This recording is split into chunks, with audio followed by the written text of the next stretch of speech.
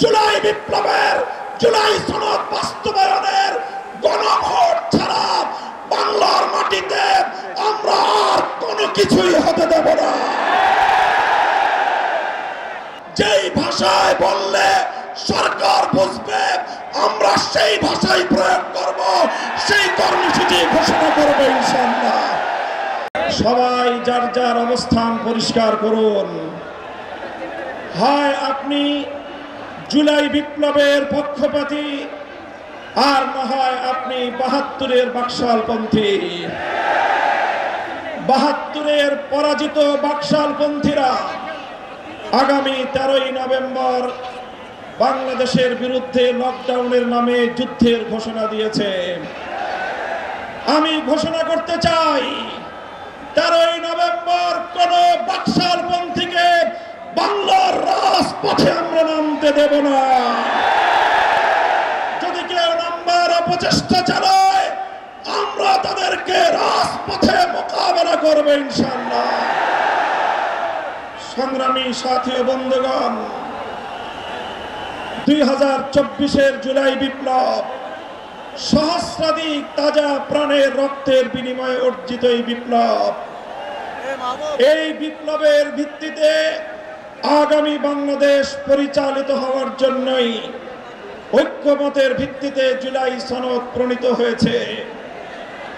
এই জুলাই সনদ কোন কাগজে সনদ হিসেবে আমরা দেখতে চাই না। জুলাই সনদকে আমরা আগামীর বাংলাদেশের রূপরেখা হিসেবে দেখতে চাই। এজন্য আমরা দলের পক্ষ থেকে বলেছি, অনতিবিলম্বে জুলাই সনদকে সরকারি আদেশের মাধ্যমে এর প্রাথমিক আইনি ভিত্তি প্রদান করতে হবে।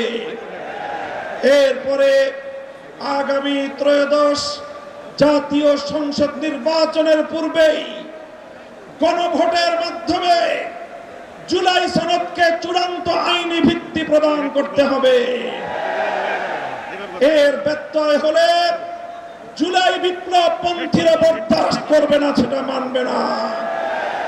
আমরা সুস্পষ্ট ঘোষণা দিতে চাই, আমাদের জুলাই যোদ্ধাদের, জুলাইয়ের বিপ্লবে শাহাদাত বরণকারী বীর শহীদদের রক্ত মারিয়ে জুলাই বিপ্লবের জুলাই সনদ বাস্তবায়নের গণভোট ছাড়া বাংলার মাটিতে আমরা আর কোনো কিছুই হতে দেব না। আমি জানি না জাতীয় নির্বাচনের আগে জুলাই সনদ বাস্তবায়নের লক্ষ্যে গণভোট হলে কার কি সমস্যা সেটা আমাদের বুঝে আসে না। আমাদের সমস্যা হলো জুলাই সনদের গণভোট ছাড়া যদি জাতীয় সংসদ নির্বাচন অনুষ্ঠিত হতে থাকে, জাতীয় সংসদ নির্বাচন যদি তফসিল ঘোষণা হয়ে বাস্তবায়িত হয়, অনুষ্ঠিত হয়, সেখানে অনেকগুলো বড় বড় জটিলতার সৃষ্টি হবে। তার মধ্যে অন্যতম একটি হলো দ্বিকক্ষ বিশিষ্ট জাতীয় সংসদের উচ্চ কক্ষ কিভাবে গঠিত হবে, কিভাবে রাজনৈতিক দলগুলো তাদের নির্বাচনী ম্যানিফেস্টো তৈরি করবে, জাতির সামনে তারা তাদের উচ্চ কক্ষের 100 সদস্যের তালিকা কিভাবে প্রকাশ করবে, এই সকল বিষয়ের কোনো সদুত্তর তাদের কাছে নাই। যারা জুলাই সনদের গণভোট জাতীয় সংসদ নির্বাচনের আগে অনুষ্ঠানের ক্ষেত্রে বিরোধিতা করছেন, আমরা তাদের সমস্যার কথা জানতে চাই। কোনো যুক্তি নাই, কোনো যুক্তি নাই। তারা জুলাই সনদের বাস্তবায়নকে ঠেকিয়ে দিয়ে বাংলাদেশে আবার ফ্যাসিবাদ কায়েম করবার ষড়যন্ত্র করছে। পরিষ্কার ঘোষণা করি, রক্ত দিয়ে যেই ফ্যাসিবাদ বিদায় করেছি, প্রয়োজনে আবার রক্তের সাগর প্রবাহিত হবে, বাংলার মাটিতে ফ্যাসিবাদ ফিরে আসবে।